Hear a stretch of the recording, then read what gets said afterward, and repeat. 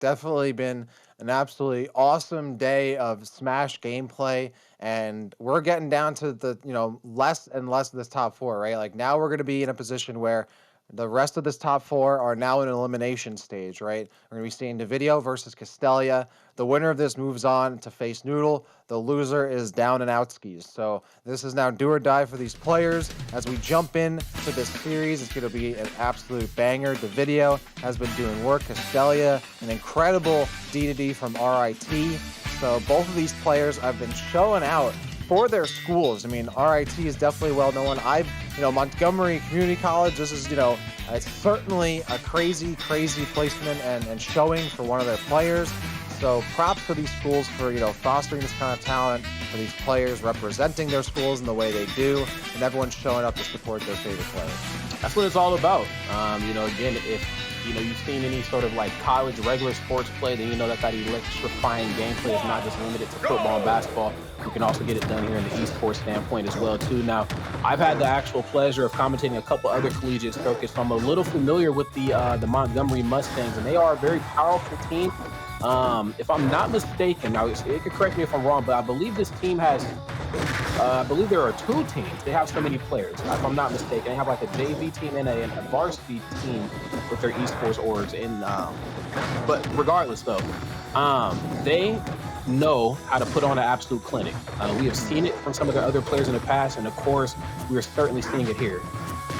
And speaking of seeing here, this is actually a sequel to a set we saw already. Castelia defeating Davidio in winners quarters 3-2. And remember, this was a 3-2 series that went because Davidio was originally going Bayo and then swapped over to the DK, which now they've just elected to immediately go for DK here in this first stage. And so far, so good. Yeah, this is looking very good right now for DK. When you just see two characters like this, if they were any lighter, then you would know that these matches would certainly trail on. But I think these two characters certainly have the power to do away with each other very quickly. In that same turn of breath as well, DK also has to be very careful, to keep their feet onto solid ground and to not approach too, just overzealous. Because Gordo, if you don't time Gordo correctly, that's going to be a lot of unnecessary percent. Yeah, hitting back these Gordos is so key, not just for, staying alive percent-wise, but even just landing. I mean, every single time a Gordo comes out that's not hit, it's another 20, 30%. It's a lot more time spent on the clock, and it's another ledge trap potential here for Castelia. But no, the platform, just in time. I think they're just out of that kill range there, but also DD being huge as they are, not going to be enough, despite that rage the video has. Another up air, sharking to the platform, not going to do it. And that's just more stage control for Davidio, but not a kill just yet. We'll see. He's gonna go deep for it that time. Yes, just eats him right over into the blast zone. He said, this might not be the football team, but I got something that feels remotely close to that, and just throwing a DDD out. But wow, Castelia with the immediate answer back, and that's really good. Want to see the neutral airtight like this. I don't want to see one side steamroll the other.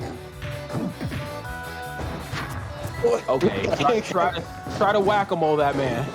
Very, very good timing there from Davidio. Now looking for some cross-ups here, but have to respect that nair out of shield, right? Castelia is now recognizing, all right, you're going to start throwing out nairs of your own, back airs on my shield. You can't be just immediately, molly-whopping DDD shield. You're going to get grabbed, you're going to get naired, and I think Davidio's starting to realize that a little bit. Oh, but maybe a bit too late as they get hit with the dash attack and die. We talked about how Gordo is probably one of DK's deterrents, one of his bigger deterrents in his match, if he can't time it properly, because Gordo will keep DK off of his feet. It's obviously not going to be enough to kill him at like moderately low percents like some of the other characters in the cast, but it keeps DK in an uncomfortable position. And I just completely spaced on the fact that down tilt and dash attack are something that certainly is a detriment to DK as they're trying to just snap back to the ledge. I mean, wow, that was just a match right there for Castelia. Yeah, and it's kind of a mixed bag for DK recovering on DDD because you don't always want to recover high because then you're in Gordo territory. But then if you recover low, you're going to start getting hit by dash attacks and down tilts. So DK really has to avoid that as much as they can. Unfortunately, in this kind of game, you can't really avoid that at high percent. So it's really a balancing act of how high, how low you're going to recover as DK and what you're willing to give up in order to get back to the stage. 100%, man. I think all matches, are just about a generalized level of give and take here. And it just felt like Castilla was like, "Look, I give whatever I want. I'm taking that game number one from you," and they did it in a very dominant way, very comfortable way as well. I mean, the video too, not to take anything away from him, again, a very strong player, and I'm sure is going to pull out something different here for this next game. We seen the Bayo earlier. The Bayo is no slouch. But I just feel like in a matchup like this, at least in the online format, and this isn't, to take a shot at anybody or anything like that. Bayo, DDD, we might think it goes one way, but this is one of those matchups that needs to be played offline. Yep. Online, things get kind of weird. Yeah, definitely. Like when you need to be accurate, you need to be on point in terms of executing your combos. When you have that, frame delay, when you have a little bit inconsistency online, you can't always rely on that. Sometimes you want to keep things as simple as possible in this kind of environment. And DK certainly does that with the trade-off of the, potential offense you could have had with Bayo had it been offline. So Mhm. it's certainly not out of this. I mean, the videos DK brought them to a game 5 last time.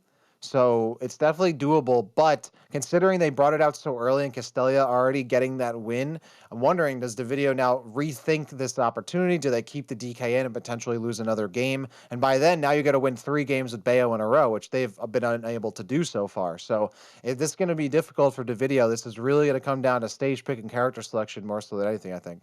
I think so as well. I feel like DDD, DK. I mean, DK is a matchup that if you've been playing this game even remotely competitive or at least watching, you should certainly know what DK can bring to the table. DDD was a character that kind of had like a very abrupt and brief stint. Into the meta, we had Adamus really pushing it forward, and we got a chance to kind of see what this character can do. But we don't really have a lot of DDD footage out there to really work off of. Not saying that YouTube doesn't exist, don't get it twisted, but you know how sometimes the Smash community is without with doing research. We know stuff exists on YouTube. We should probably lab it up, but if I don't see it in my Twitter 30-second clip, I don't think this character exists. So DDD is not to be slept on, friends. Oh, now I remember the player's name, Bunkus. Bunkus is another really, really strong DDD. Cannot remember for the life of me what school they went to, but when I did another collegiate circuit, he was another really strong DDD player. I don't know what it is about these college formats. They just keep bringing us the DDDs. Oh, wow. This is a change now. I don't believe we've seen the Crom from the video just yet. But if there's one character that I think, or one of many characters that could start to really turn the tide against a character like Didi, this is certainly the explosive option you want to go with. Oh, but then see, stuff like this happens. You get a little too button happy with that jab, and then stuff like that happens. Yes, Yeah. the bonking his head right on the upper and knee part of Pokemon Stadium, and unfortunately enough, on the receiving end of the spanking, Crom, I mean, as quickly as they dish it out, they take it too. I mean, yo, you look, your character can have the wackest combos in the world, but when you're slapping Crom and Roy around, it feels like you're playing Diddy Kong, okay? Like, your character can combo. Yeah, definitely. This is a very much an all or nothing character, right? Like, you better be hitting everything or you're going to get nothing. And the video already feeling that, a full stock down. And Castelia now can really just slow things down. They also know the video's going to play that close quarters game. They're going to be able to land a lot of these grabs. And even like that, you can't be landing on stage with the RBs there. That's an easy punish at that range. It's going to be really difficult to get back on stage with these Gordos in the way. And the video, this change might not be the one they're looking for. They had so much aggression those first couple seconds, and it went downhill from there. That's right, and the immediate air dodge out of the push out there from the King DDD. Very smart. Oh my goodness. I tell you what ain't smart though. You see DDD swinging, you might want to get the heck out of the way. Don't even try to punish that. Finally gets on the board. Finally. Gotta get on. You can't get 3-0'd here in this set, right? Like you can't go out like that. No, definitely not. You gotta go down swinging at least. And I mean, nobody's gonna swing more than Crom and Roy. I'll put it that way. And cannot quite find this opening here. I mean, Crom again, a character that puts on percent really well, also KOs with some relative ease. Has to work just a little bit harder here for DDD, and we're certainly seeing that come true. There's the Nair. Okay, doesn't get anything off of it, but that's okay though. I have the ability just to stay out here for as long as possible. This is just uncharted terrain here for Crom. He has no business being off stage here versus me. Definitely not.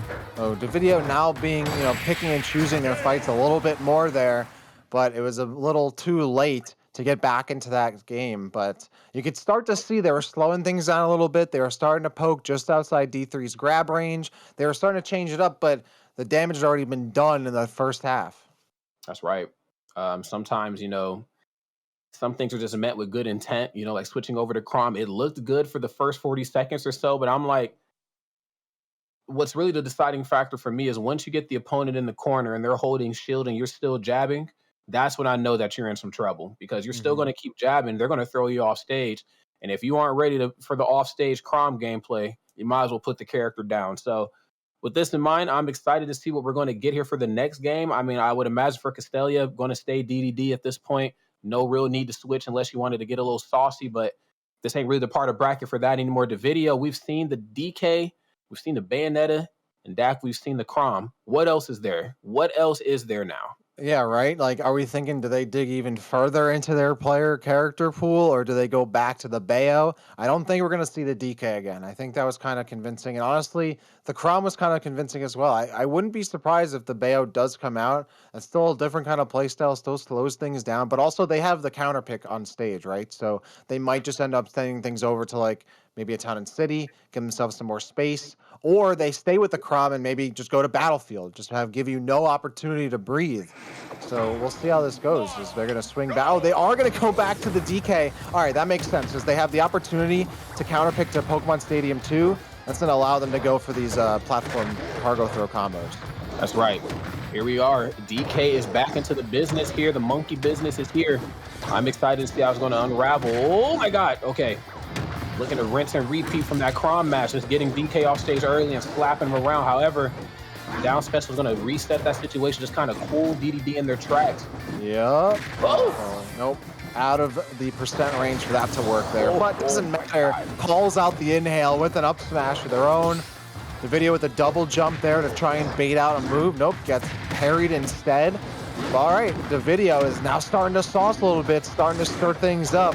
And this could be just in time. But again, this is based off a counter pick. So even if this goes well, now Castelia is going to have an opportunity to essentially counter pick the rest of the series here, which could be dire against this DK. My God. And yes, very, very dire. Almost as dire as F smash at the ledge. But the video letting him know I'm the king of the jungle here and looking damn good doing it.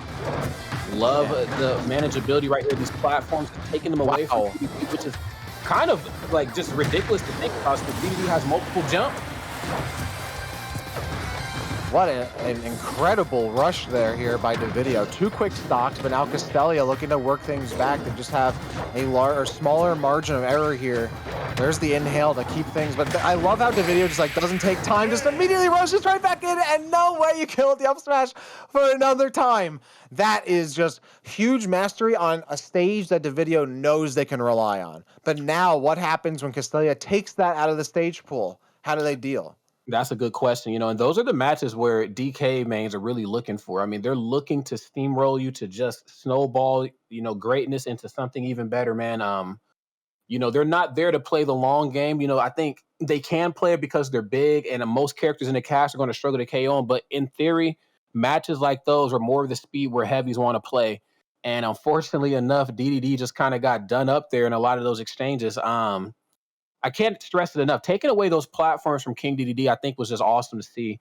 Of course, DDD, a character blessed with multiple jumps, still will have to think maybe twice before jumping around DK. Of course, you don't want to, get up aired or anything. But the fact that they were able to extend combos the way that they did on Pokemon Stadium 2 of all places, I don't want to call it Dak, but still you might be in some trouble. They better dig deep.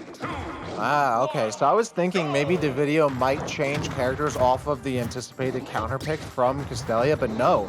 Staying as DK. I'm trying to remember what their success was on Kalos last time, but certainly having this different setup is going to make a difference in terms of what Davidio can really get away with here. And Castelia, you can already see can run away, can poke and fall back and try to whiff punish here. Already seeing that game style come in. I love that. Baiting with these forward airs, and then Davidio's like, all right, I got it this time. Gets inhaled in the last attempt. That's right. A lot of space right here for, DK to have to kind of work through. And I'm not saying that DDD has the best projectile system in the world, but the fact that you have to traverse a long stage like this just to get close, I think could really come back to bite you in. So you want to keep this match in close quarters, as you can see right there, keeping Castelia close into that blast zone.